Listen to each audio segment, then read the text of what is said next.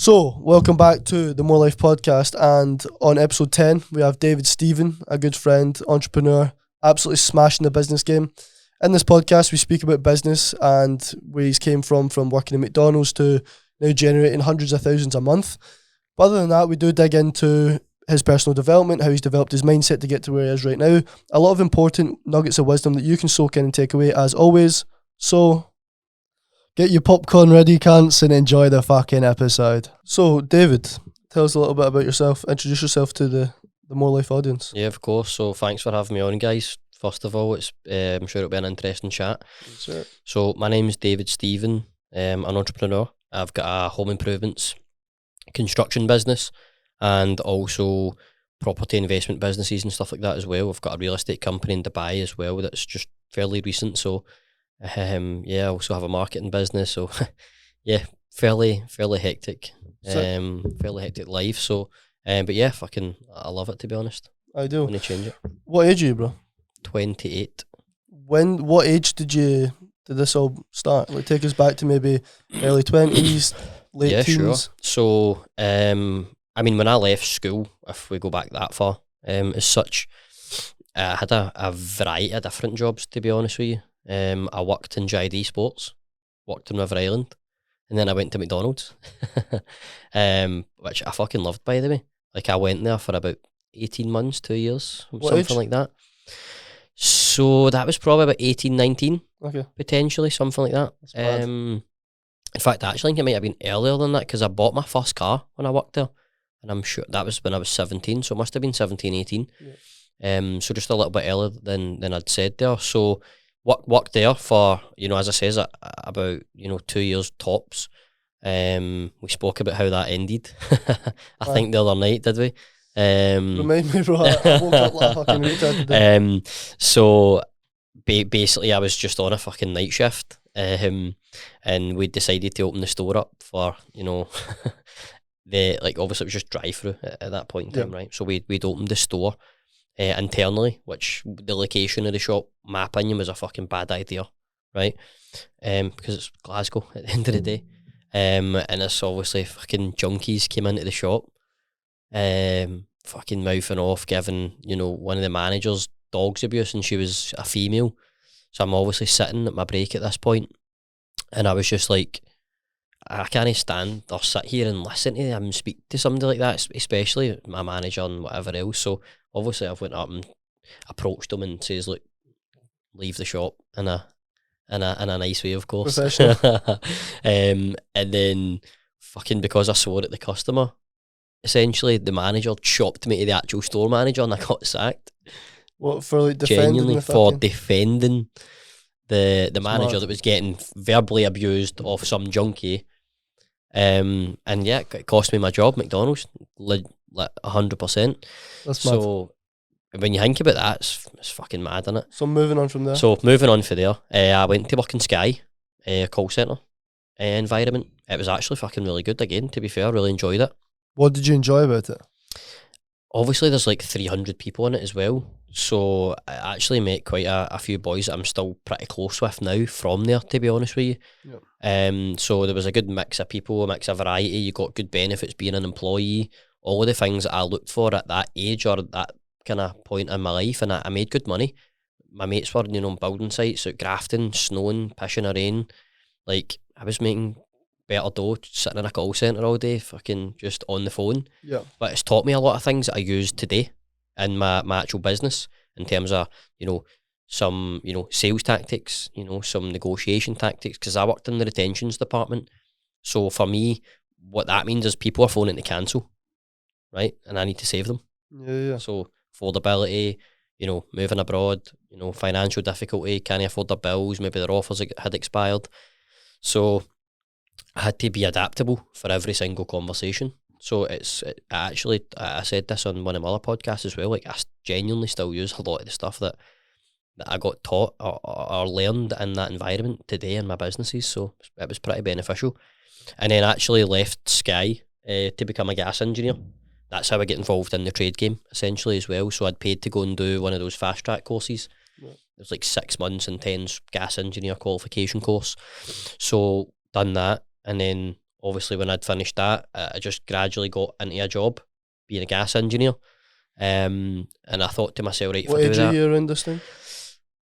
Just to keep the maybe timeline. 23ish, 23, 24. You're a qualified gas Something engineer. like that. Yeah. And so my plan was go and do the course, be qualified, and then have my own gas company, because I always wanted to have my own business. So that was the thought process. And then, you know, very quickly, COVID hit, actually. And then very quickly I was grafting like fuck, like 7 days a week on call, like 20 odd days in a row at the time, like just solid graft. And it was everybody's like, it was a roasting hot summer, and we don't really get them very often, man. Everybody's out, you know, enjoying themselves, and I'm knocking my pan in. But I wasn't, know that I didn't bother as such, because I was making, you know, obviously decent dough at the time. But for me, I ran myself into the ground for that company, I suppose, because, you know, there was about 120 engineers within that company. It's quite obviously a big company to work for. And then essentially for me, with what I was doing at the time and the graph that I was putting in, you know, like I'm obviously in group chats and boys are like, oh mate, I'm fucking struggling on furlough. You know, I've got a wife, I've got fucking a family, I've got kids to look after. You know, maybe being used to crunching the overtime and getting, you know, decent salary, and now they're reduced to 80% of their basic, which a lot of people were struggling to survive on. So I approached obviously my gaffer, and I just says, look, listen, put me on furlough, mate. Like, I don't do this job for the money. I do it for the experience and everything else, because at this point I had property and stuff like that as well. Hey, so how did you do that then? Like, so or you let someone take like more hours off your shit, basically? I just went in and approached them, and I just says, like, I'll touch on the property thing in a minute. I just says, look, I'm knocking my pan in, I'm getting scunnered, I'm probably going to leave. Is there an option to go on furlough? Because there's engineers that would rather the money to look after their family, but their excuse was, you stay yourself, you're young, fit, you know, single guy, whatever, you just live on your own. You're reliable. Obviously if they've got a family and they're getting out and catching COVID, it's, you know, that. So what year was this? 2020? When did COVID hit? 2020. It was 2020. Was it? March. It was the first lockdown was 2020 in March. So yeah, I think that rings a bell actually. 2019, like December, arguably. And then March was the first lockdown. March. Yeah. So what, you were 24?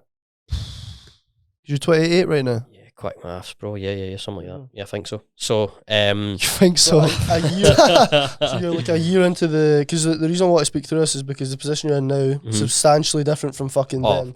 Mega, bro. Ridiculous. Yeah, so ridiculous. 24, a year into the apprenticeship, or like being qualified, sorry. Oh yeah. So a year into that's what it says. Then COVID hit and whatever else. So certainly for me, that's what it says. Look, I'll get me on furlough, or I'm going to probably look at leaving, because, you know, I wasn't happy.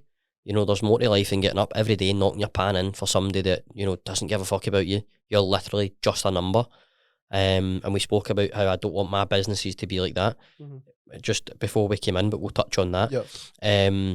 And yeah, long story short, they basically says it's not an option, you know, blah, blah, blah. I says, okay, cool, there's my notice. I'm leaving because, you know, I'm unhappy. I'm not fucking doing this amount of fucking hours when there's people begging for the hours, begging for the money. And you know, if you think about it, I had one of the directors in the meeting as well. If you think about it, you know, as a director of a company, somebody's sitting there saying, look, there's guys struggling because of the crisis that's going on in the world. I'll be fine with my 80% and I've got property that's cash flowing me money as well. So I'm cool. Like, and obviously, you know, my mental sanity as well, knocking my pan in, you know, fucking 12, 14 hours a day on calls during the night and everything else, just got brushed aside. So I ended up just leaving. And then as I left, fucking they opened the borders. So I went to Spain for 2 weeks just on a holiday. And then I came back, and then that's when I set DX up. So you said you had properties, like, when you were so I bought my first property when I was 19. Oh, okay. Accidental landlord. So at that point in time in my life, my mum had been offered a job in Spain. So she was like, oh, I'm going to, you know, take that opportunity. And I was like, great, it's a fantastic opportunity, you know, etc., etc. But I was in the middle of buying a property. So she was like, but you can just have my house. So I was like, right, okay.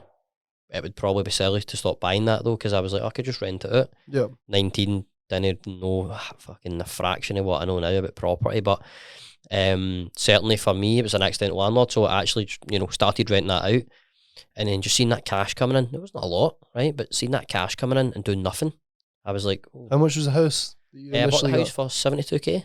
Okay. So I think now with capital appreciation, I probably get 130 for it. Nice. I've held it, so it's a great asset to have, and it cash flows me, a decent chunk now, and I'm just about to turn that into a serviced accommodation unit because my tenant's leaving. So, it'll be a cash cow. So, accidental landlord. So I was like, okay, one property, just seen this money coming in every month, and I was like, I ain't fucking doing anything for that money. This is fucking brilliant. Yeah. So then 2 years later I bought another house, but I ended up moving into that. And then 2 years after that I bought another one, just rented those two out, and that essentially paid for my residential property. So the way I looked at it was, I bought a decent sized property.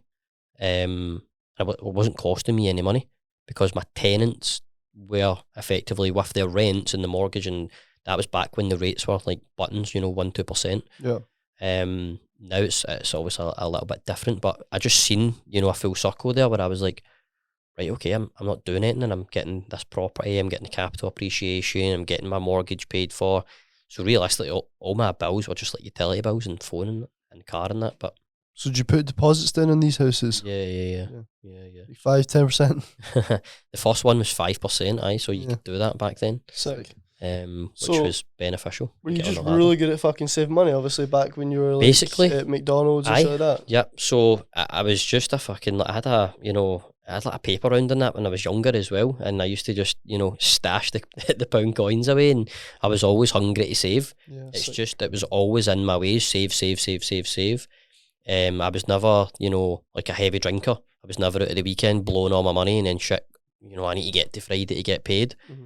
In my head, why the fuck would anybody want to do that? Yeah, no. It's beyond me, right? Yep. There's millions of people out there that do that on a daily basis. Who gave you the vision to get a property when you're like, because 19, what, you were not thinking like our arses smoking weed at 19. we were like, I had our own business starting that. Like, we're switched on, but not buying a fucking property. Who injected the thought of, right, 19, like who even made you think about doing that? Like, it was just the position that I was forced into at that point in time, a personal situation where I was like, okay, I need to go and buy a house. So I had savings. Okay. Because I was always a saver. Okay. Obviously I had my car as well, so I was like, okay, cool.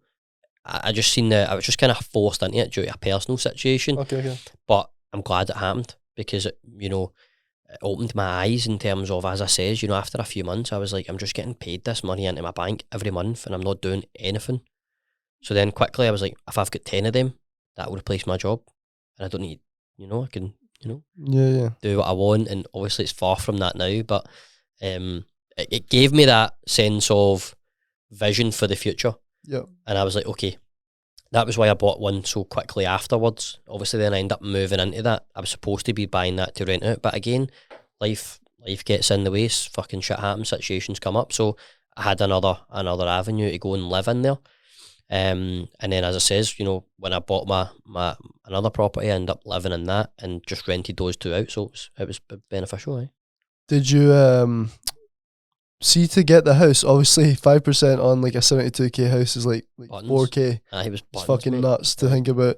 You got a house for basically $4,000. Like, if you're not, obviously, was there legal fees and stuff, but of course, aye. But see, did you have like proof of income then to like course, be able to do that? Obviously. So it's just affordability. Yeah.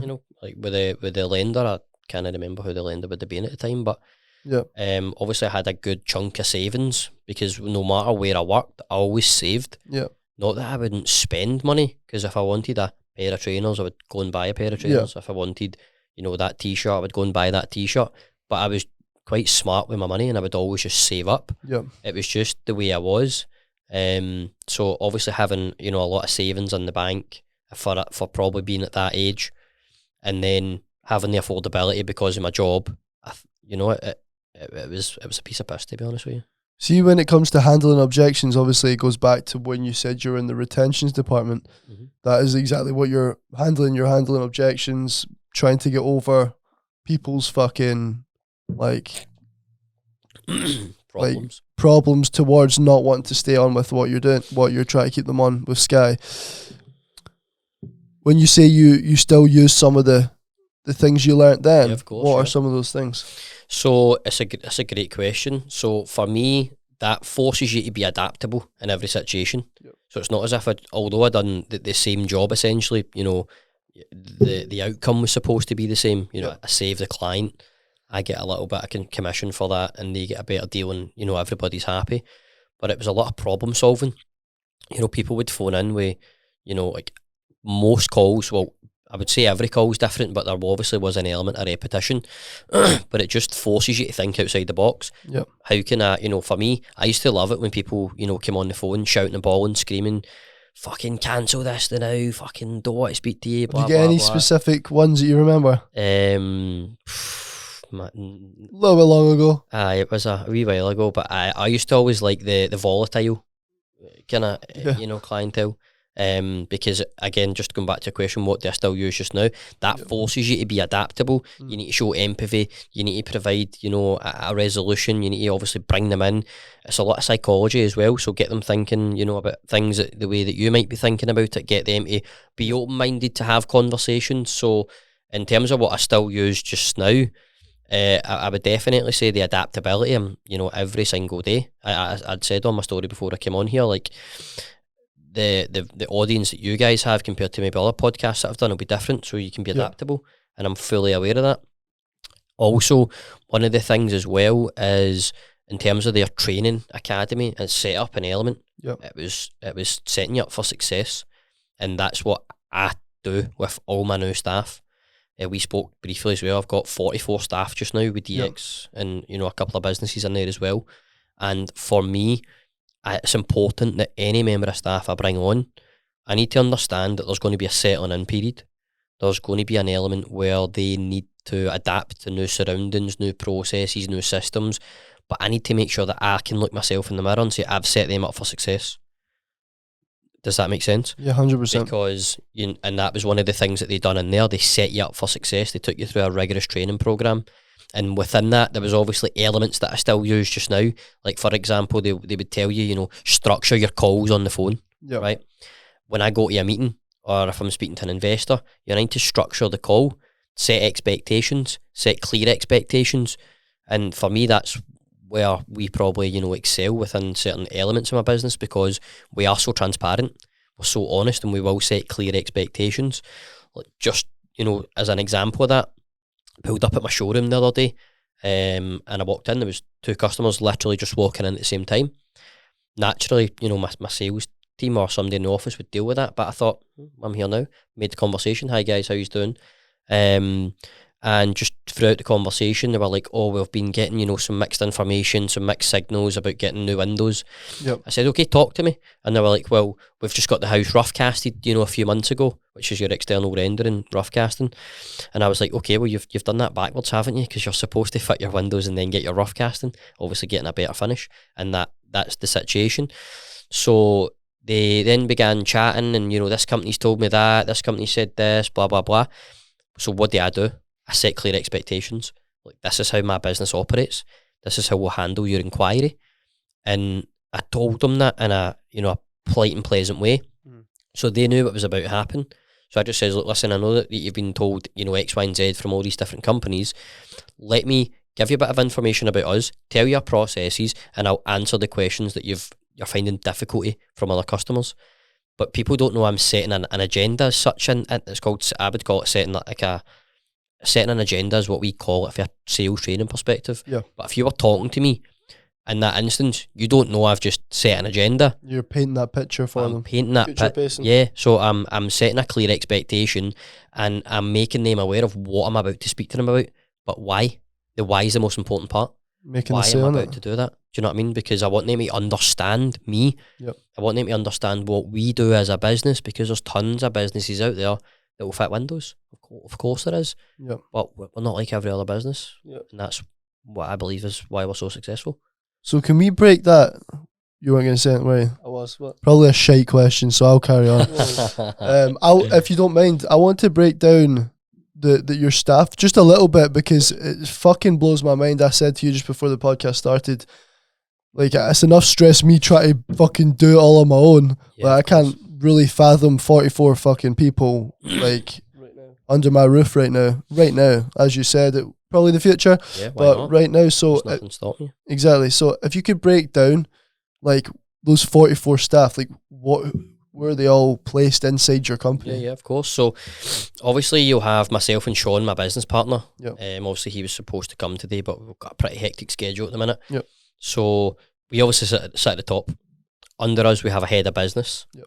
And then we've got a senior management team. Head of business, is that just like the kind of like the So secretary I've used almost? nah, not a secretary. So we've just hired a PA. So Right. we now have a PA and she accommodates myself, Sean, and Tom, who's my head of business, which has been such a fucking good hire, man. Like, So just all the kind of little admin things and amongst basically, everything. yeah. So and I'm all about outsourcing as much of my life as possible because you know I value my time, and I don't want to be, with all due respect, sitting fucking going through my mailboxes, doing admin, blah blah blah.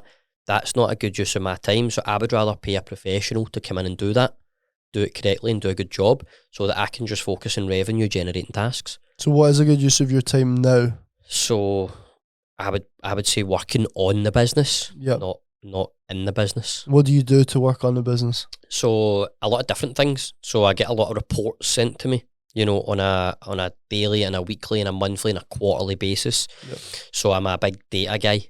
Data's fucking everything. You'll probably be, you know, aware of that as You well. know that, yeah, we're looking to do a lot of this. What year, you yeah. do. So data for me is everything. Like response times of, you know, leads being phoned, you know, what's my average time to get a sale in, if we don't sell on the day, you know, it's just so many things Yep. that I can just look at from a high level, and then I can start to, you know, reverse engineer those, you know, results, go into the nitty gritty. How can we improve them? How can we make things better? How can we, you know, grow this side of the business? How can we do that?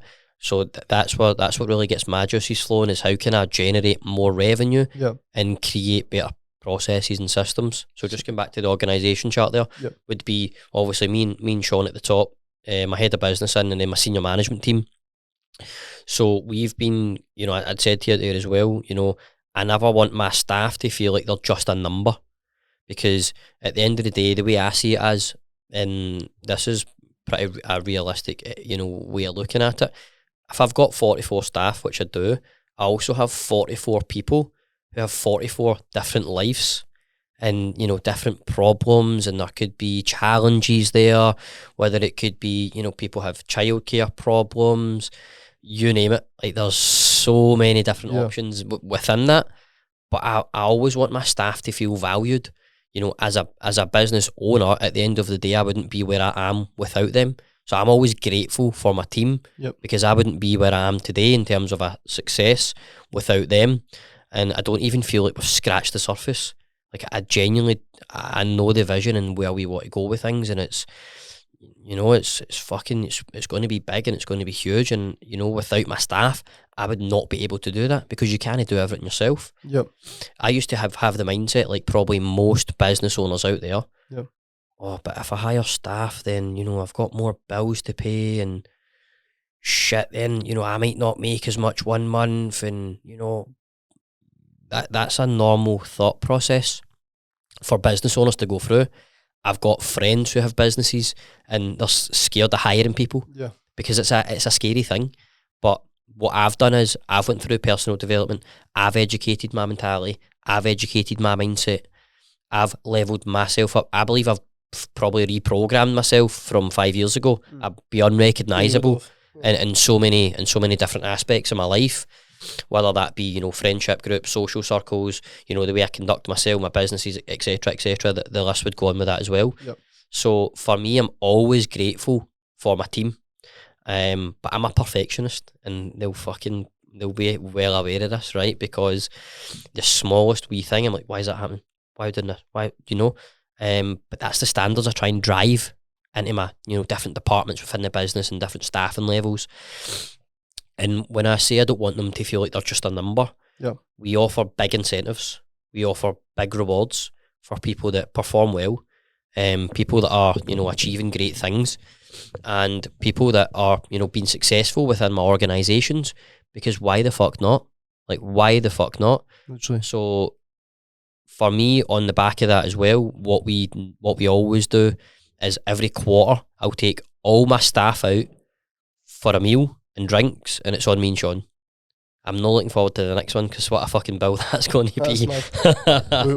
So was that? 44. Right, 44 of them. So obviously we'd hire. The competition only take 5 of them. It gives them excitement as well, and it creates a future with you guys for them as well. Do you know what I mean? It keeps them on.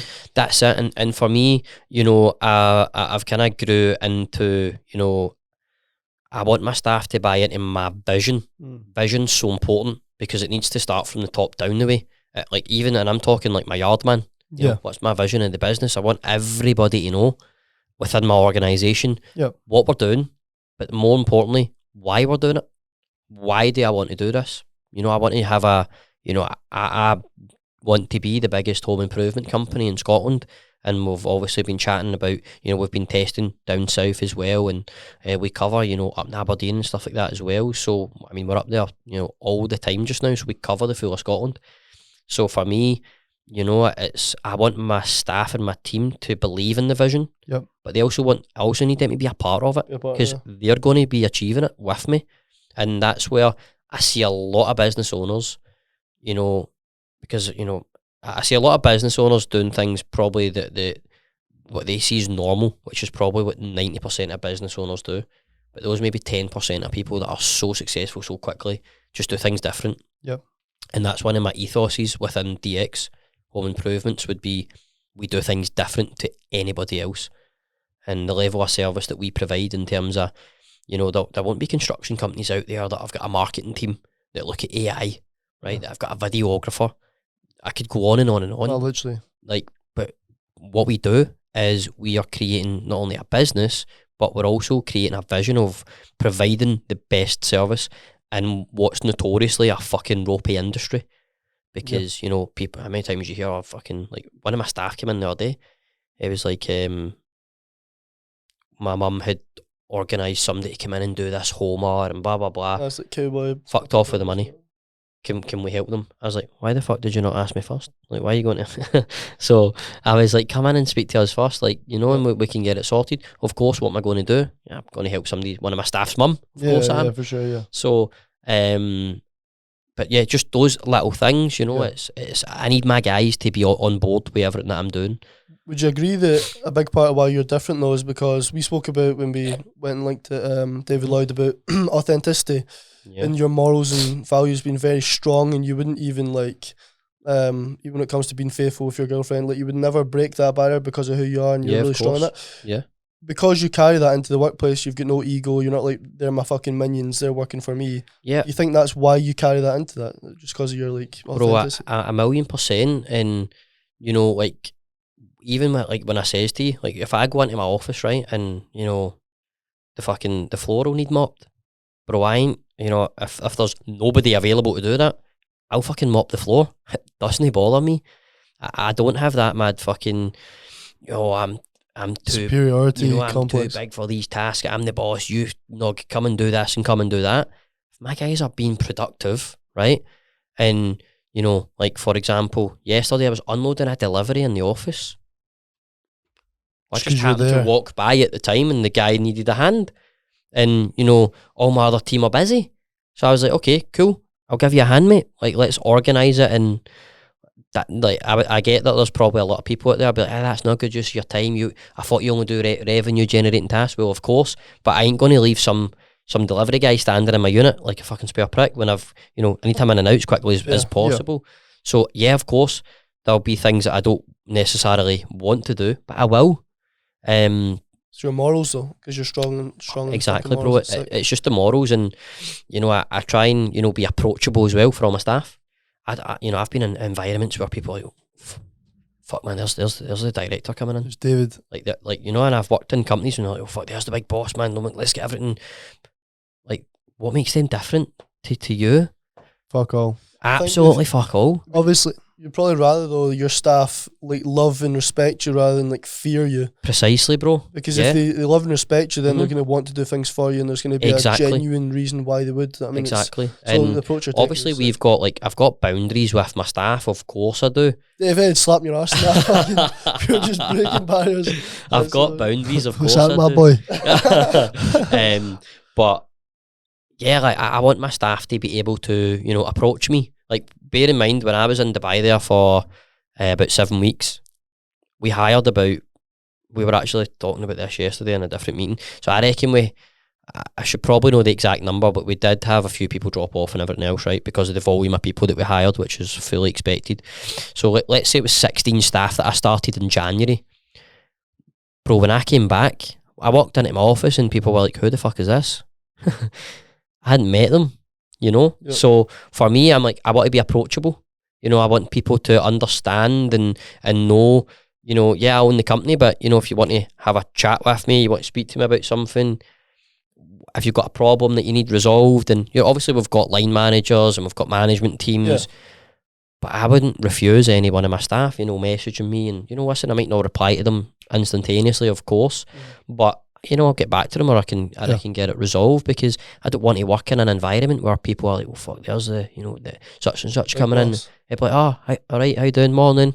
I'll say morning to everybody. Like, it's shows the ego that you don't have. Obviously, you'll have an ego that allows you to push forward in ways that you do right now. Like, you don't have a Bentley outside for nothing, but at the same time, the way you approach your staff and your business, it shows that you've got a lot of humility with like how you act towards all your staff. And that's what I wanted to ask as well. How do you, from the head of staff, your PA, to the yard man, how do you make each and every one of them feel valued enough to like what they're doing in their job? Because each and every one of them will have a different degree of income from that, of course, yeah, but they'll also be handling a different degree of stress. Like, the higher you get, the more you get paid, of course, the more stress you're handling for the business. So how do you handle the varying degrees of responsibility, and how do you make everyone feel valued in their position in your company? So again, it's about setting clear expectations from the get-go. I think that's super important. Obviously, like, for example, when I was back in November and December, we were doing, you know, tons of recruitment, and we mapped out a plan. You know, we mapped out what element of staff that we need, what caliber of staff that we need. And I'm a, you know, I've flipped things on its head. You know, naturally, when I first started recruiting, I was like, yeah, if I could just get somebody in and, you know, pay them a wee bit to do this, and you know, expect them to do everything. It's so naive in a sense. Now I'll go and pay for experience and high caliber staff. Because, you know, I see the value, I see the, you know, the value that them brings to my businesses, the knowledge, the experience. So I don't scrimp and scrave on recruitment anymore. It's a big expense to me. You know, I have a huge wage bill. Because you see the bigger picture, don't you? I see the bigger picture, but to really niche into your question there, like, how do I make everybody feel valued within their certain roles and responsibilities and everything else? It starts from the beginning. So obviously we do, you know, the interview process. People are then maybe selected for a second interview. Are you part of the interview process now? No, I used to be, but I'm fucking shit at interviewing people. I would give anybody a job. You seem sound, bro. Staff them up and give them it. Exactly, bro. So I'm like, fucking, 2 arms, 2 legs. In. Fucking, can you walk? So yeah, again, play to people's strengths. I'm quite open. I can sit here and go, interviewing's not my fucking strong point.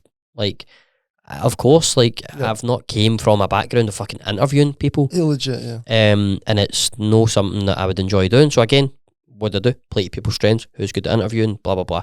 So got a full process. Then before anybody's got an offer letter, it's a call. Okay, great. You know, like, we've, you know, been successful in the position. We would like to offer you such and such, and we just set it clear expectations there. This is your pay. This is your responsibilities, and this is your roles and duties. So you don't really give them like when you say you want people to understand your vision, is it more when they're in the company they start to understand that? Or is there a briefing on? Well, yeah, probably, because, you know, at the end of the day, obviously we'll ask strategic questions within interviews. I know my team will do that. Because we need to find people that are going to be a fit. So I don't care if you've got all the experience in the world and you can do the job standing on your fucking head with your eyes closed. If you're not going to be a fit for my business, I won't have you. You need to be, you know, fitting in with the environment. Your morals need to be on par with where we're at. Yep. Service levels, you know, are you going to think about things the same way that all of us think about things? And that's something that I use in all aspects of my life. Who's going to be a fit for, you know, we spoke about this, who's going to be a fit for me in my life? Yep. In terms of whether that being, you know, business, personal relationships, etc., etc. So obviously, you know, to do that for everybody, we do obviously make it clear what we want to do, and this is what we're going to be achieving within the interview process. Yeah. But obviously when they're offered jobs, then obviously we get into the nitty gritty on that. We can do a high level, you know, synopsis and see who's going to be a fit. But yeah, so that's another one as well. Can I tell you, I really want to dig into your mind when it comes to outsourcing, because as you just said, so many business owners have so much trust issues around giving them a responsibility of their business because they might fuck it up or this and that. But if you want to scale past where you are, you need to outsource. You need to bring people in to delegate tasks, to then open up time to work on the business. I know that, but I'm still at the stage where I've not done that, and I definitely do have a lot of doubt around bringing people in. So tell us a little bit about how the process of you going from you and Sean to fucking building a team. Was it a little bit easier having Sean there to kind of as well? Well, yeah, of course. When you're building something with somebody that classes me, you know, my brother, yeah, it makes things a hell of a lot easier. Of course it does, but you know, you need to go through pain because you're going to hire the wrong people. You're never going to get it right first time. No. And if there's anybody out there that can do that, fucking contact me because the amount of pain that I've suffered from hiring the wrong people. But what do? You learn from that. So you're never going to do that again. It's like, that's the fucking thing about life, right? You need to go through, you need to make mistakes to go forward, right? Yep. Nobody's going to get things perfect first fucking time.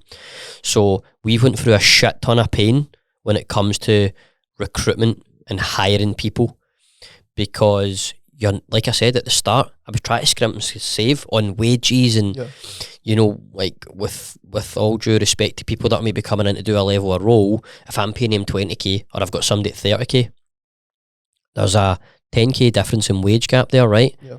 But there's also going to be a huge gap in, you know, attitude, application, understanding, you know, previous experience, blah blah blah blah blah. Because like when I started my first job, I got fucking like £3.85 an hour, right?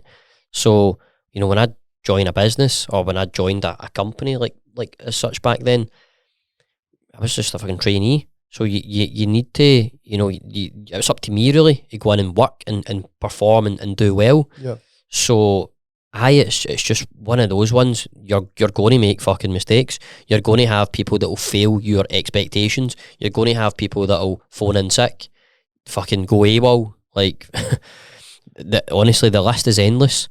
But you need to go through that pain for you to basically suffer and come out at the other end in a better way, if that makes sense. 100%. So, like, I use a number of different platforms for recruiting. I use my socials. I use recruitment agencies that I pay, you know, fortunes for if I'm successful in bringing in staff. And I'll use Indeed for, you know, a quick volume game. Yeah. You know, like when I put the job up for, you know, PA, for example, or, you know, we got about 80 applications, right, on Indeed, for example. It's a minefield. I mean, you know, you need to just go through and, you know, select who you think's going to be, you know, who's got a bit of experience, blah, blah, blah. Yeah. Obviously now, I know a bit more about recruitment, and I delegate that to probably my head of business. You know, he's got a great, you know, expertise in that. So you're going to recruit the wrong people. You're going to have people fucking you up. I had one surveyor, right, that cost me 70 grand. 70 grand, right? And what? Windows. Yeah. So I think he was basically measuring the windows from the fucking motorway, right? So all my products for windows and doors, as an example, are made to measure. Right, bespoke, made to measure. Yep. So that comes with, you know, an element we need to survey, then we need to process the order, manufacture, etc. So even if you guys says, David, I need my windows done, come tomorrow, mate, I'll pay you triple what the normal price would be because I need it done urgently. The answer would be no, I can't. We've got a, you know, it's made to measure. So, when I'd moved into my new house, I think fucking the garage, I couldn't get in the garage because it was just full of fucking windows. No They were all way. fucking mismeasured. So you just overbought so many windows. Well, it wasn't that we overbought. The surveyor that we had, who says he could measure windows, he's been in, and give him his due, the guy had, a good resume, a previous experience. He was referenced in terms of, Someone referred checked, etc. But people's standards compared to my standards, miles away, man. Just fucked it. They're fucking miles away. So you're going to go through pain. Listen, 70 grand would sink a company. Oh, fuck. No, definitely. So did you see, when it comes to outsourcing, did you have the money you had to pay them that year sitting there already? Or were you paying them on a monthly and just like not blind faith, but almost having that risk level of risk? Because you hear a lot of successful people say that they spend every last fucking penny to get to the next level. Yeah. Is there times where you had to risk everything you had to then? Yeah, of course. Yeah. So is that what you... As a business owner, we need to accept that we're the last to eat. I've been there from the start, right? And I've done it, and I always remember the first ever job I sold. I'll use DX as an example, right? I'm not a fucking trained salesman. I didn't really know much about windows and doors, right? But the first job that we sold for DX, I sold it was 10.5 grand, right? Full house of windows and doors, probably a fucking bargain now, right? But from where I'm going with this is, for me, I seen the money for the deposit come in straight away, right? Which was 20% at the time, so a little over 2 grand. And then obviously when you sell jobs, so then when you start to fit jobs and everything else, you get to the end of the month and your wages are due, right? Of course, when there's not a lot of people, there's wages, there's excess funds that can then go into marketing, or you can do what you want with it, right? Most business owners will probably just strip that and go and fucking blow it at the weekend and crack on, right? And then moan about fucking cash flow problems and everything else. So what we done, we never. This was where my saving thing probably came in. Okay. We saved it. We took what we needed per month, but we're the last to eat. Obviously, over the last 4 years, there's been probably months where I haven't had wages. That's a fact, though. That's so class, because I don't really have that perspective. I have, there's extra there, I'll go to Tenerife and spend a few grand. But what you're saying there is so, because you're thinking long term with it, though. Yeah, exactly. So for me, I might be like, okay, I don't have any wages this week. Okay, well, I can take double next week because of my cash flow situation. Maybe a job was delayed, or maybe there was an issue on a job, or there's tons of different ways. The way I see it is, it's a life of an investor. Yeah. I spend all my money. I would spend all my money and have it all in assets and all, in businesses and, everything else. And of course, I will always have a reserve. Like that. I would always advise that. But I know people that don't, and they literally just invest every fucking penny that they have because they're thinking about, right, okay, if I just keep doing this and doing this and doing this, boom, it's going to fucking, explode. But of course, when I started to bring staff in, I seen my profits drop, of course, because I'm bringing staff in. You're paying. Yeah. But now, okay, I need to sell more. So I need another sales guy. I need somebody else in my sales team. What's that? That's another wage. So does the profit come down again? Because they need to settle in. They need to go through a training program. So you can see how quickly, things can be difficult, and that's probably what bridges the gap from being successful and thinking, oh, fuck that. I'm just quite happy doing what I'm doing. Yeah. Because I know a lot of business owners that, in my opinion, they're not business owners. They're just self-employed people. Highly paid employees. They're just, self-employed people. Yeah, they might say that, a claim, I've got a business and, everything else. Yeah. Okay. But in my opinion, it's the scarcity to then grow that. But of course, when you grow, there's going to be pain. You need to go through that pain to come out the other end of it. Like, obviously, when, for example, like the January there, like our wage bill, it fucking quadrupled or something like that. Like, genuinely. So, it's scary. Of course it is. But your wage bill is in what? Like for all my staff and and suppliers, and we spend like huge amounts of money every single month, right? Huge amounts of money. But for me, you need to systemize that. So now I've got a financial controller, I've got an accounts assistant, I've got people in place. Everything's budgeted. There's forecasts. There's cash flow forecasts, and you need to really get to grips with that pretty quickly in business. And for so long, for so long, Cash flow forecast. I was the finance guy, yeah. So like, for example, when I say a cash flow forecast, like my business is fucking spreadsheet crazy. So everything's plugged into that, and I can just go and see high level reports. How much money's coming in this week? How much money's going out this week?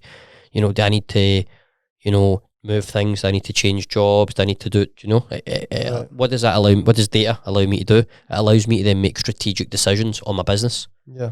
And what does that do? It allows you to grow your business because you're making strategic decisions based on real time information. I'm not guessing. For years, I was guessing. You know, I was like the finance guy. I used to dread every Friday.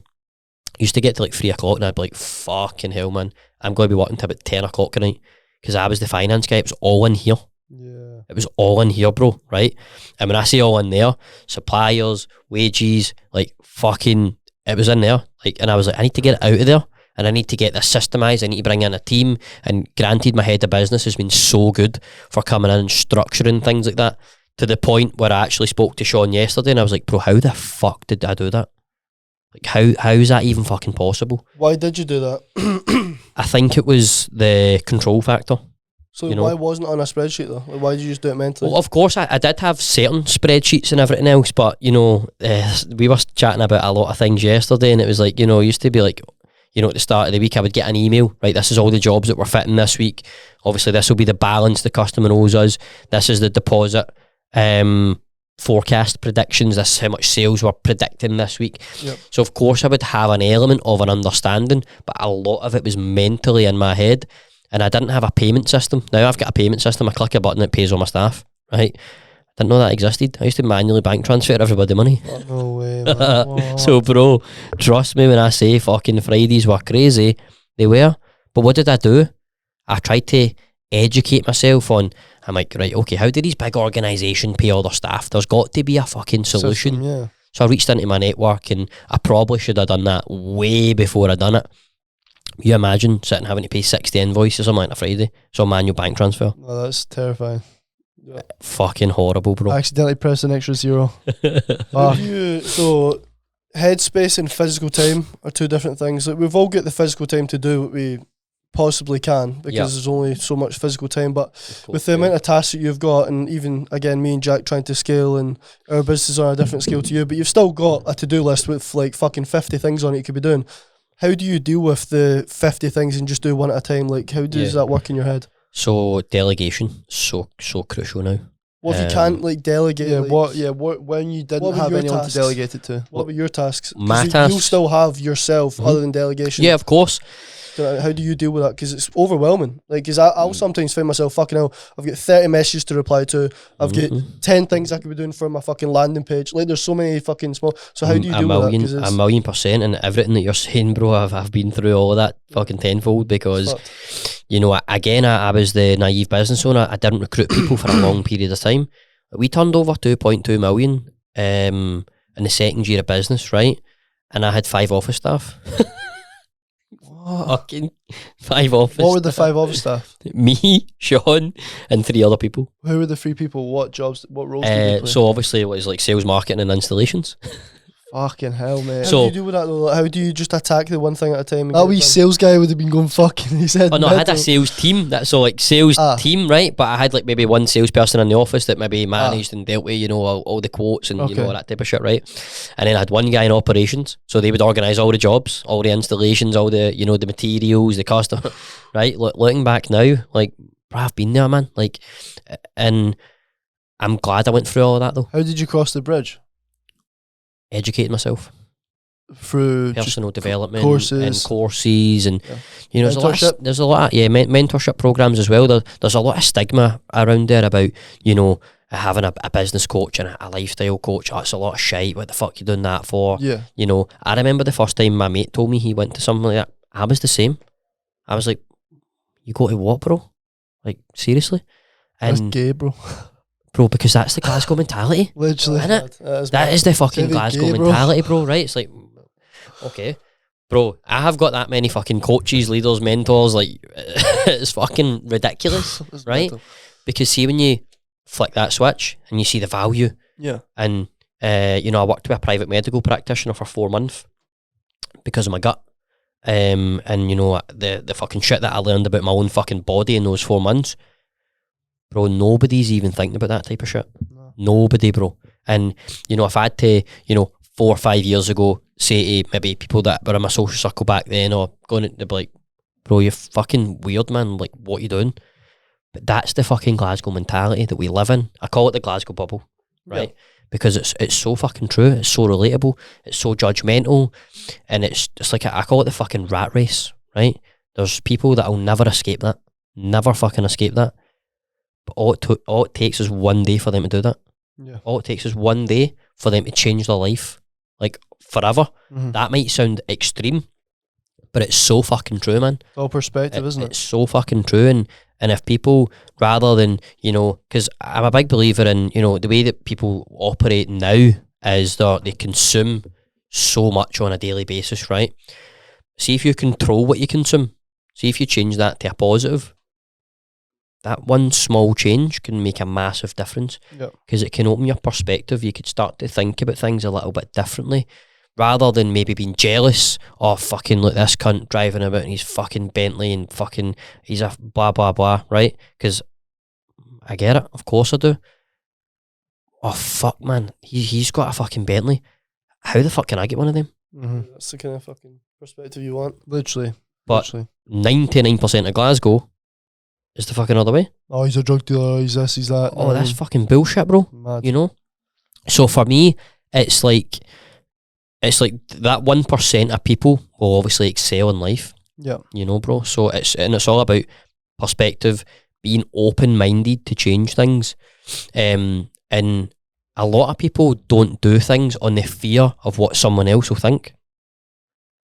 And see, when you actually think about that, you're letting that your life be the fucking same miserable fucking life forever, because you're worried about what fucking Sandra's going to say on fucking Instagram. It's insane. Or on fucking TikTok. You don't care about you're letting people that you don't care about dictate what you do with your life. Dictate, oh, look at him on a fucking camera. Bro, I was the same. I was like, fucking hell, man. You catch me off camera now. Why? There's a purpose. Yeah. I make fucking money from it. Yeah, legit. I make money. You know, I build a personal brand as well, which has been quite aggressive over the last year or so. But for me, what changed my perspective was I went to one of Paul McFadden's, you know, jumpstart courses, then went through property protege, and I didn't just do that for property. I took a lot of that in my business. Yeah. And it's not just all about, you know, property and blah, blah, blah. It's about mindset as well. Yeah. Mindset and, you know, personal development. And then I started to work closely with Paul on a one-to-one basis. And just having access to somebody like that in my network is fucking great. I've obviously done a lot of other things as well. And, you know, partly a lot of that would probably be if I never went to that event. Yep. And by the way, do you know I went to the event in Edinburgh, so I didn't see anybody in Glasgow. That was where my mindset was. That's madness. Yeah, well, the networking aspect of the events that we've all been to, we wouldn't be speaking right now if it wasn't for networking. Mad. Exactly. But we wouldn't be able to network if we had that close-minded, pessimistic mentality. Yep. So it's all about that. It is as well, and like even like speaking on stage. I go to some of Paul's events and he invites me to speak on stage and share my journey. When I was first approached to do that, I was fucking shiting myself, right? Because I was like, fucking hell, room full of 100 people or whatever. But then it's just in there. It's just a fucking mentality thing. It's just in your head. Like, and never did I think in a year of going to one of that, you know, that event, that my life was going to be how different it was within 12 months. Would never have expected that. But that's why I'm saying you're one day away from changing your life. Yeah. Because, and like I'm even open to admitting, me and Sean went to the Edinburgh one, because we were like, mate, fuck going to Glasgow, mate, you're going to bump into fucking idiots and it'll be full of fucking negativity and mood hoovers and blah, blah, blah. Mm-hmm. Like, Paul's quite open as well. He'll even say there'll be a percentage drop-off for the Saturday to Sunday. He's like, that's cool, that's great, because I wouldn't want to work with them anyway. Yeah. And that's kind of, you know, what I would kind of agree with as well. You want to get as much negativity away from your life as possible. And like just touching on that quickly as well, like negativity, problems, and that type of shit. I have a process in my office where if anybody has a problem, they need to have a solution before they go and speak to someone. Just take a fucking step back, right? For example, say one of my joiners phone, or there's a an issue on the job or whatever. Yep. Something that's unexpectedly popped up. Let's use an easy one, right? Or the apprentice has, smashed a bit of glass. Okay, what's the solution? I've got the glass size here. Can we order this glass for us in emergency? Rather than phoning the office and going, oh, the apprentice has fucking smashed the glass. Oh, it's a fucking nightmare. Oh, listen, the apprentice has had a wee accident. He's smashed the glass on the window. Here's the glass size. Can we go and order that as an emergency? Legit. So how different is that?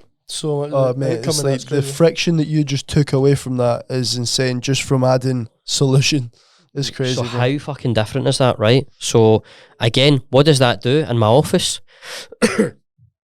it creates a better emotional situation. Yep. Because there'll be times where fitters have phoned, I call them fitters, like joiners or whatever you want to call them, right?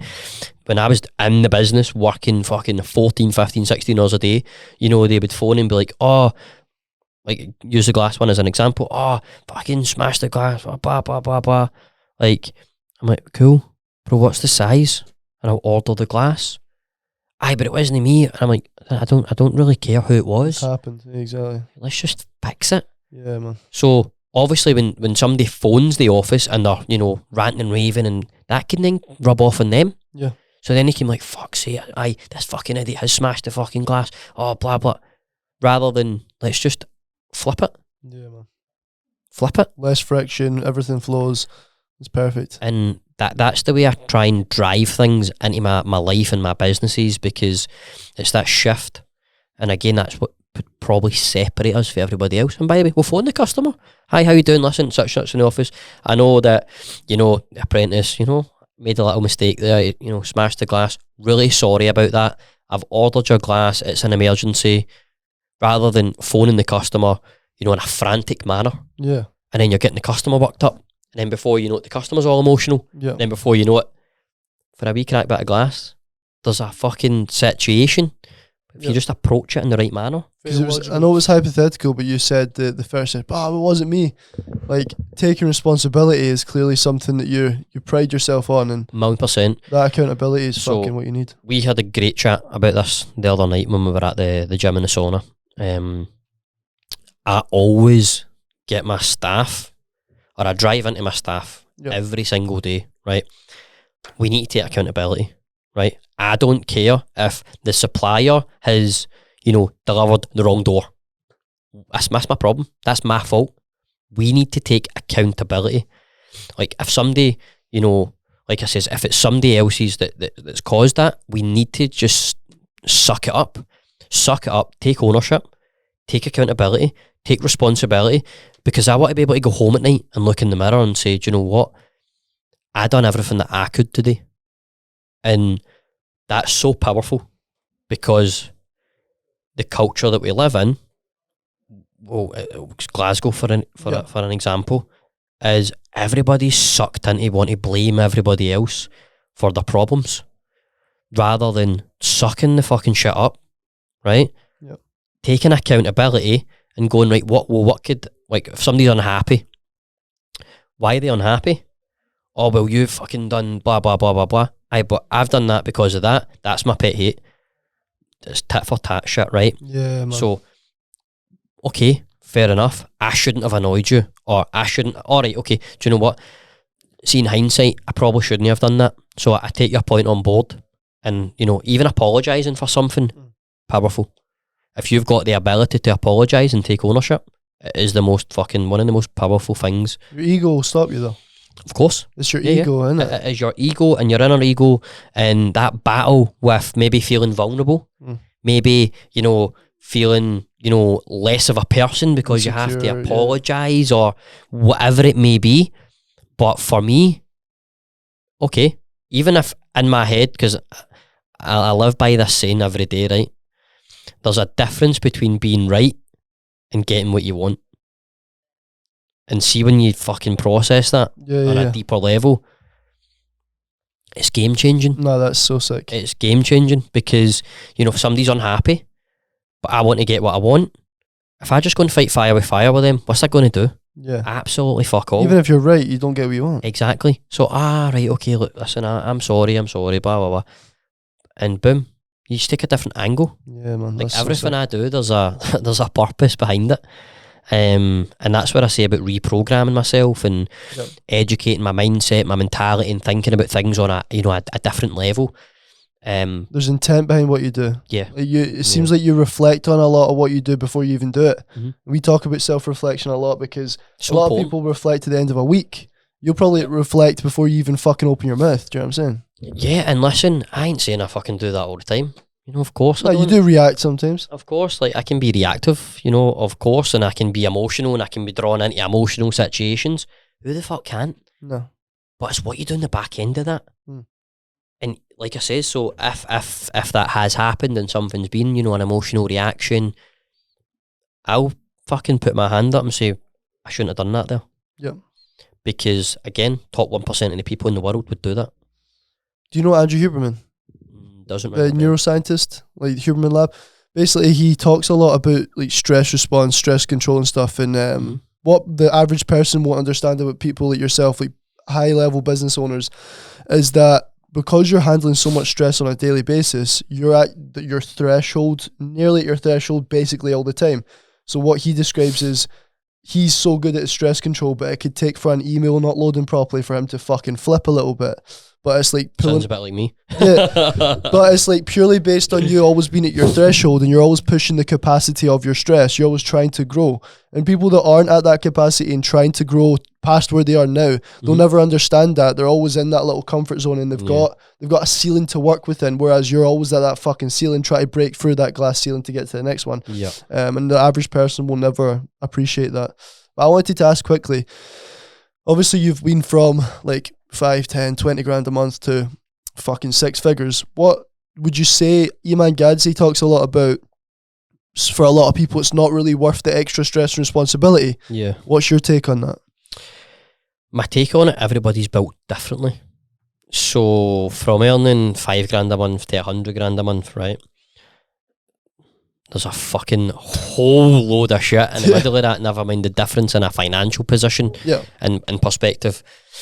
But for me, you know, and I think my perception on it would be you just need to be ready. You need to be prepared. As I said, you need to eat last. See, to get up there, Yep. you need to eat last at the table because you're thinking of the bigger picture. Like for example, every you know penny I would spend, I would class it as a marketing expense because I'm like, how can I get that money back? Because that's going to elevate my income. Yep. Does that make sense? Yep. So, and there's so many ways around. There's so many ways that we can break that down and go into the nitty gritty. So, I honestly believe probably, you know, right now in this position, you need to eat last, because if you keep stripping profits out and you keep, you know, thinking about the short term, you ain't going to get to the big term. You ain't going to get to those big goals. Does that make sense? I've never heard that. That's changed my perspective on it forever now, man. That's Like, fucking does that make sense? 100%. So, say we're making, you know, 20 grand a month, you know, easy, boom, whatever, Easy. right? just a quick 20. Just a quick 20 bags a month, right? So, to get to 100, do you think that you'll just make 20, 20, 20, 40, 40, 60, 60, 80, 80, 100? No, Maybe. I don't know. potentially. You tell us. Not my fucking way. It could be 20, 20, 20, 0, 0, 40, 0, 0, 80. Do you get where I'm going? That's the shit cunts need to hear, man. Because I'm investing, like, I always invest, right? Into my businesses, into processes, systems, blah, blah, blah, right? And why do I do that? Because I've got the 3-year plan mapped out in my fucking head. For example, if we use DX, we've got a 3-year business plan and a business model, and we're actually having to redo it because we're ahead of it, like in the first 2 months. Why 3 year? Why not 5, 10? So for me, you know, I believe every business should have an exit strategy. again, something that I was so against. Nah, DX is my baby, man. There's so much For emotion there. I'll never sell DX. What, if somebody offered me £100 million fucking pound now, what do you think I'd do? Right? Yes. So, but again, I was always like, I would never sell that. I would always just have it in the background, you know, passive income and blah, blah, blah. I've built that from zero. But then when I started to get around high net worth individuals and we started talking about them buying and selling businesses and everything else, I was like, hang on a minute here. I was like, fucking hell, you sold your business for 10 million. You sold your business for, you know, 18 million. You've transacted businesses selling for, you know, 50 million. I was like, holy fuck, man. I was like, maybe an exit strategy that, works. that could maybe be a situation. And then again, it was based on a conversation with my finance team and my head of business one day. And they just said, what's your exit strategy? And I was like, zero. I don't have one. And they're like, what do you mean? And I was like, oh, I will never sell DX and blah, blah, blah. And then it was like the light bulb. And I was like, right, okay. So you mean I could do this for maybe 5-6 years and sell the business for whatever? I would be open to that. Of course I would. Because what would I do with that money? Yeah, legit. I'll go and fucking invest that fucking money. Yeah. I ain't going to go and, maybe buy a few nice things, of course. Couple Lambos. You know? Maybe a Ferrari. Maybe a plane. Private jet. So, of course, like, I like nice things, you know. I like to, you know, drive nice cars. I like to live in nice houses. Yep. I know millionaires that don't. And you see all of that online, don't you? Oh, Yeah. fucking, you know, Steve Jobs wears fucking clothes out. The same top every day. Or whatever, and Stinky blah, blah, cunt. blah. Okay, cool. That doesn't mean that if I've got money and I'm successful, I need to do the same. I'm my own person. I've got my own identity. You know, I like to, as I said, go on nice holidays. I like to live nice places. I like to eat at nice fucking restaurants. Why? I like to fucking eat the best I can get.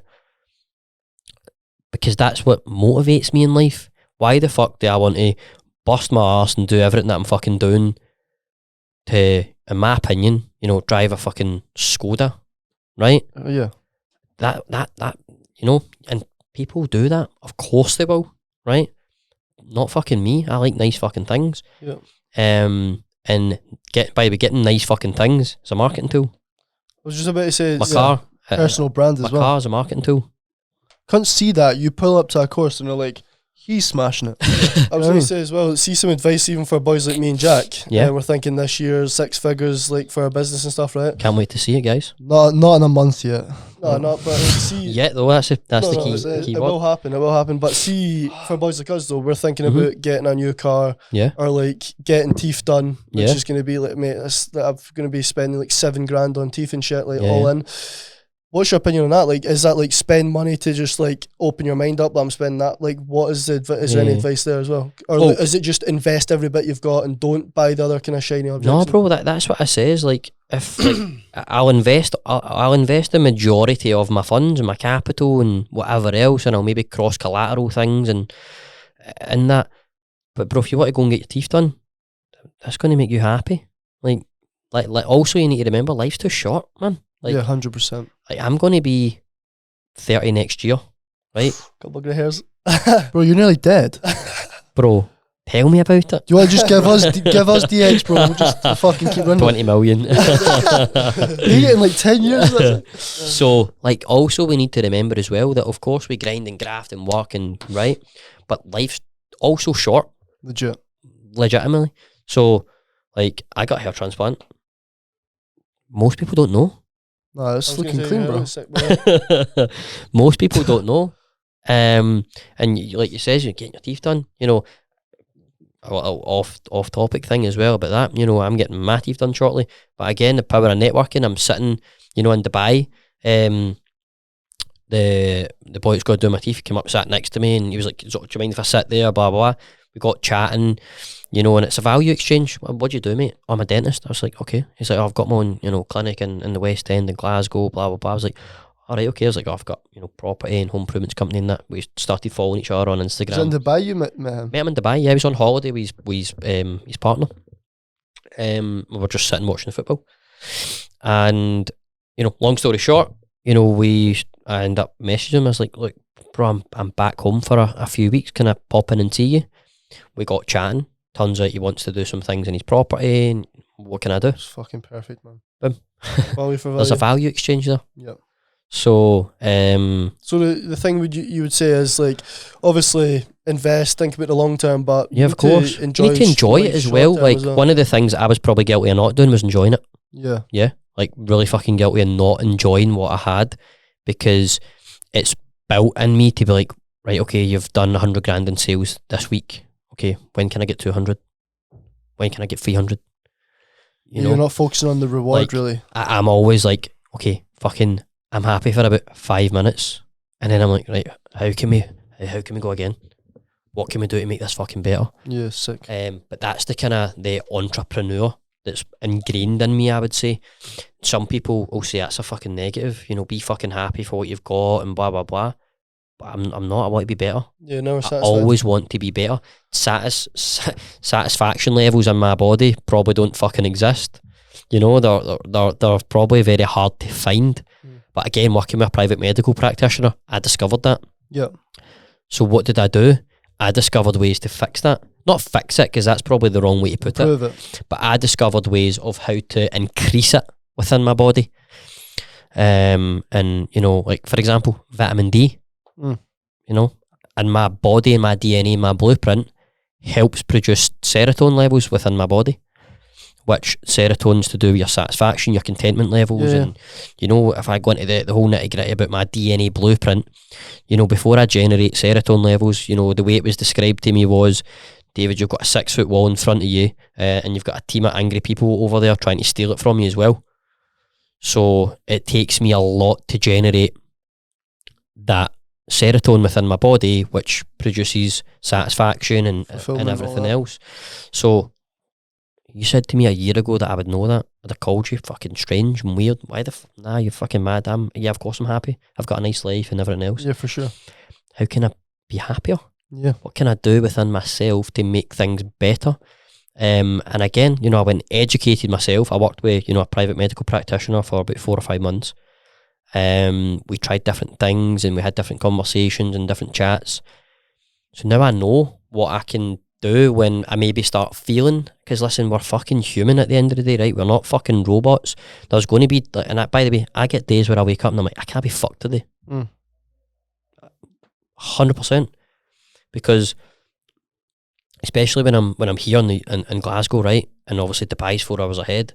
So by the time I wake up, I've got 4 hours of working to catch up on from Dubai, from my office, right? And then it could be by the time I get down to my office, you can imagine how overwhelming that can sometimes get. Yeah. So it's about, okay, I need to identify when I need to reset and I need to do certain things. And I wouldn't have been aware of all of that if I didn't educate myself. Fucking stutter there, or whatever the fuck happened. I wouldn't have been able to fucking, knew all about that, and educate myself. So yeah, I know it's often a bit of a tangent there, but no, not at all. One of the things for me is I was guilty of not enjoying what I had. Yeah, we spoke about that when we were like structuring a week out around training and eating and stuff. And we spoke about the half an hour in the morning, lie in the sun. Yeah, just fucking have that time to yourself, because you are so busy. So having that intentional downtime with no guilt attached. And the guilt attached to that was always rife. And I've I've struggled to get back into my routine since I've only been back for 2 weeks and I'll go away again tomorrow, right? So I've like, it's took me by surprise. I've not been training, I've not been eating great, it's, don't get me wrong, I've been going out for fucking dinner every single night, try to just fit everybody in and get my catch-ups and, everything else, but it's just about the intentional guilt that is attached to that was rife with me. When I was going through the journey at the beginning and the start, it's the same as us, bro. It's fucked. You need to keep working. I would be like, why am I sitting watching the football? I could be working, making money. Yeah, that's literally the shit in your head. You need rest, man. With work must come rest, innit? Bro, and I wish I knew that earlier. So, I wish I knew that earlier, because for me, and me and Sean ended up being the same. We would be sitting, obsessed with it, literally, like, and that's where our standards probably come from, rather than going, I'll just deal with tomorrow. Well, tomorrow's going to come and it'll be bringing its own challenges. So why don't I just deal with it just now so that tomorrow starts and there's no challenges? Yeah, legit. Rather than having a fucking stacked list that we had to do. And that might be updating spreadsheets, you know, updating this, blah, blah, blah, blah, blah, whatever it may be. But it becomes an obsession. What's more beneficial, having intentional downtime as well as really deeply working and being productive, or constantly thinking about work, constantly burning yourself out? Like, what do you think is more beneficial for I mean, I think for me, I'll never not think about work. Yep. So one of the things that I'm going to try this summer is I'm going to go away travelling or whatever I'm going to do for 4 weeks. And I've already, again, set expectations with my senior leadership team. Listen, see, when this comes and, you know, everything else, and I want to go away and do that, because what I've started to realise is life is way too short. I need to enjoy the ride that I'm on, and I pay people a lot of money to do their job, and they get paid well when they perform well, and they get paid even better when they fucking overachieve. So for me, it's about, obviously that comes with structures and fucking staff and all the rest of it, but to go direct into your question, I would say having downtime, because what I always used to find, right, I would fucking count, I got to December and I would count the days till I shut my office, because we're closed for 3 weeks, construction, boom, everything's closed in it. Yep. So we used to fucking love that. I'm like, oh my God, just done a couple of days. And that sounds bad, bro, right? But it's fucking facts and it's reality. Yeah. Because you work that fucking much all year. Even when you're on holiday throughout the year, laptops are there, phones are there, you're still fucking working, right? Yeah. Because you're going through that building and pain fucking phase. So, and again, you know, my staffing levels were appalling because I didn't want to hire people. Not that I was, you know, skint and tight and everything else. It was just a mental block. I was like, there's a bridge to cross. So once I got across that bridge, I'm like, fucking, we need a guy in to do this. We sat down yesterday and I'm like, guys, we're 4 staff short just now. Let's go and get a plan in place. And my head of business is looking at me and he's like, how many staff are we going to have this year? We've got 44 fucking staff. The fuck's going on? But once you cross that bridge and you open your eyes and you fucking, you see potential. The potential and you see the vision. Because what I was doing was somebody was doing a wee bit of everything, right? Now, I'm like, I just want you doing your task. That's it. You guys, you do your tasks. That's it. Like, that's how many people I need to do all these things. Yep. Obviously, there will always be an element where me and Sean and my head of business, we do everything because that's our, you know, working on the business and that's what we sign up for at the end of the day. But from a staffing level, that's a big bit of advice. Just go for it. Just do it. Take the fucking step. Hold back. What's the worst that can happen? You fucking they don't end up coming on board. You lose a couple grand. You hire them. They fail your service levels, they fail your processes, maybe it takes a wee bit of a dent in your reputation. But what do you do to fix that? That's the most important part. So if you go down that route and something happens, how do you fix that? What did you do to fix it? Like, you know, I've sent fucking customers to the Dakota for a weekend, paid everything, dinners, cool. Breakfast. You've had a bad experience with my company, okay, cool. That's sick. What do I do to fix that? Genuinely paid to put a couple up in the Dakota and Glasgow. All expenses paid. Dinner, champagne, wine, whatever you want every night. That's mad. That's sick. You tell me a fucking business owner out there that's going to do that? No, not at all. Okay, I'll ask him about do the exercise before we end the podcast. So, but quickly to answer the question that I asked, right? So the unhealthy obsession that we all see in social media for people listening about grind 100%, it's not going to work. It just doesn't work. You need intentional downtime for long-term adherence as well. You 100%. You need to have the rest and the recovery, right? But that's what I was going to say. Sorry, it just came back to me there. Like when I was counting down the days to the close down, go on holiday. So when I came back in January, oh my fucking God, the fuel, the motivation, everything that was in my body, ready to fucking go. You know, I'm going to take on the fucking world, and, you know, like that's the motivation that you get. Yep. So what does that tell you? When you rest and you recover, you get that. You get fucking better. Yeah, man. So just inject a wee bit into your things week. Better. So see if you can do that sporadically. How often? would you recommend? Fuck knows, because Would you say often enough to sometimes not I be need to take my detrimental? own advice as well. Yeah. You know, It's like months and then you're not even taking a day off. sometimes I need to take my own advice as It's well. very subjective to the individual. So I would say you need to find your tolerance level. You need to find that, right, you know, if I'm going to just take a week off and go on holiday, don't feel guilty. Don't feel fucking guilty. You want go that fucking holiday because you deserve it. You've been working hard, and see when you're on holiday, you're still going to be thinking. And you might just see things differently and come back and change things. And it fucking skyrockets. I'm still struggling to find my tolerance, like, because Alex Hormozy says the sooner you can learn to do things in hundreds, the bigger you can grow. And what he means by that is, like, he used to basically reward himself at the end of every day. And he was like, oh, I've had a hard day today. And now he rewards himself at the end of every year. And he's like, oh, I've had a hard year. Yeah. And when you can start to, like, space out the times where you're, like, indulging in that, the more you'll grow. But there is just a balance. A happiness one. Yeah, do the fucking, So just one You thing. just got a fucking plan for me here. No, you asked Carl about it. It's just a little bit of an exercise that just about kind of core happiness and what makes you happy and stuff, just to allow you to reflect. Okay. I know you do it all the time anyway, but if I was to ask you to say 3 things right now that you would need that you do on a daily basis that you're doing in your life right now, what are 3 things you need to be doing to be happy? Fucking great question, to be honest with you. So what makes me happy? I would say make money. Right, so that's my businesses, my business interests. And I've got no fucking qualms with putting that at the top. Right? Number 1. Because if I dive into that a little bit deeper, money, there's more to money than money. Money provides freedom. Money provides the best healthcare. Money provides, you know, the ability to go and do what you want, essentially, right? And money, stress and pressure is fucking mad. And I've been there before.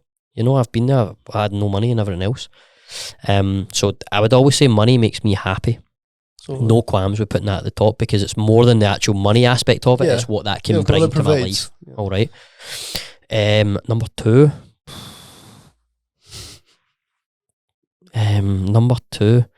So for me,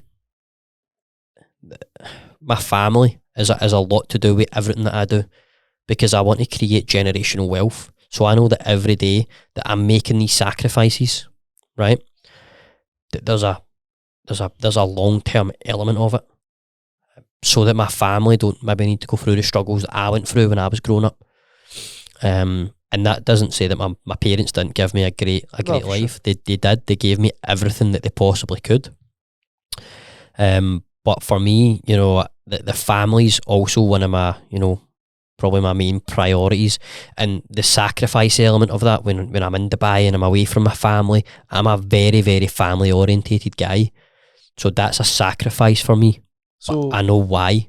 So in what terms makes of you happy, is it acting for them? It's acting for them, bro. It's knowing that I'm not away just being a fucking idiot, swanning about, you know, fucking doing nothing. I'm doing that for my family, and people will struggle to understand that, because they'll be like, well, if you're a family guy, why the fuck are you away all the time? I don't get it. But it's a great and I get, and I'm cool with people having that mentality and that perception. Yep. But I only care about what I think. I 100. don't care what anybody else thinks about me, and I never fucking will.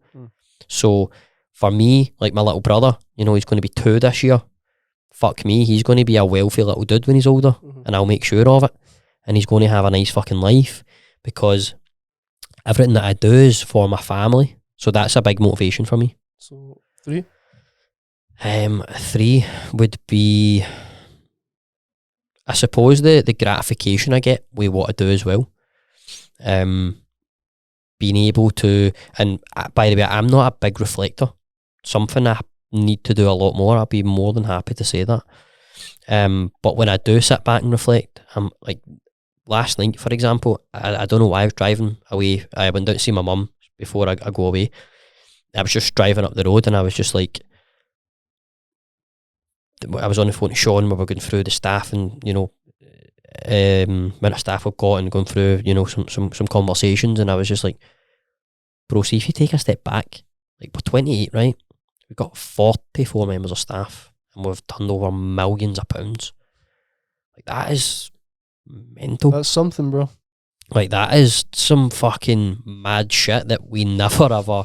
I set DX up in one of my flats in the living room on a laptop, bro, you know? So now I've got like 15 vans on the road and, you know, all this stuff. So I take the gratification of what I'm building. That makes me happy, I suppose. Fulfillment, almost. Yeah, and that probably contradicts me not having, you know, my satisfaction levels being you know, very good at producing and everything Well, a else. sense of purpose almost for that third one. Yeah, but when I take that step back and I do realise, then yeah, but I don't really do that very often. And reflecting again, it's something that I need to do more of, because you can pull some good information from it, and you can, you know, probably opens your perspective on things a bit more. So that's the 3 things that make you happy right now.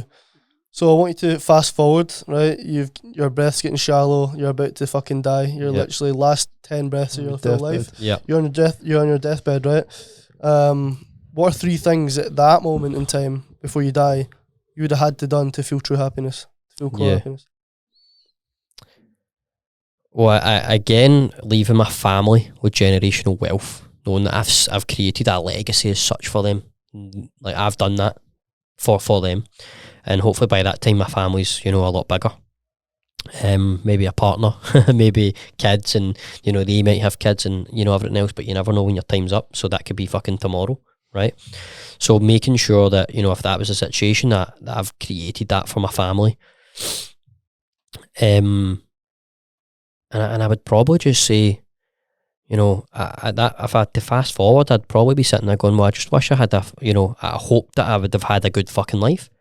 You know, I was able to go and travel, do the things that made me happy. Yep. So 2 is travel. Is there a third one there? I'm not sure, bro, to be honest. So number 2 in the first scenario, what makes you happy now? That's number 1 when you die. Yeah. So that's fulfilling a fucking deep purpose to make you feel really happy and fulfilled. Yeah, bro. Number 2 is travel. You're not doing much of that right now. That's number 1 though, about being able to do what you want to do, freedom, money. Freedom right and now, stuff you're like that. not doing the travelling aspect as much. So maybe like implementing that into your life would maybe... of course. Because if the reason for that exercise is to look at what you would want to... Position into your life, essentially. Because if you're dying, right, and you're looking back and you've got regrets or you wish you could have done this, that's the things you should be doing now. Oh, bro, I'm 1,000,000%. But I'm always a big believer as well, and, you know, it's sorry to saying, you know, I don't have any regrets in life. You know, I've got 1 or 2, but I probably won't have many, because, you know, at that point in time, that's what I wanted to do in my life. Yep. If I made those decisions, or if I said those things and I didn't go and fix it with the accountability aspect of it, that's what I wanted to do, and that's what I chose to do. So, but bro, it's a great. It's sick because you're aligned with what you want your life to be consistent of. If you keep doing what you're doing right now, sprinkling a bit of travel, when you're dying, last few breaths, you're going to be fucking happy, bro. It's funny, you got 4 weeks scheduled this year though for traveling. Exactly. Fucking go. Yeah, bro. Yeah. So and for me, I want to go and, you know, just visit places that I've probably never been. Yep. You know, because like I says, life's too short. We need to enjoy it. Like, you need to have nice days, bro. To get the fucking pearly like, whites. life's too short, so we just need to enjoy it. And again, you know, it's something that I don't do, you know, a lot of, in terms of, you know, reflection and having the guilt-free downtime and travelling, and but it's just the life of an entrepreneur, really, isn't it? That's what we do. Sick, bro. Thanks for your time, bro. That was Fucking class to legend. end it on. Yeah. That was sick. Really good end to the podcast. I had fucking hundreds of other questions, but mate, I have to do one in Dubai, innit? Are we podcast in Part two, Dubai, that'd be bro? sick. Come on. Fine, bro. Yeah, let's do it. That's Yes, sick. sir.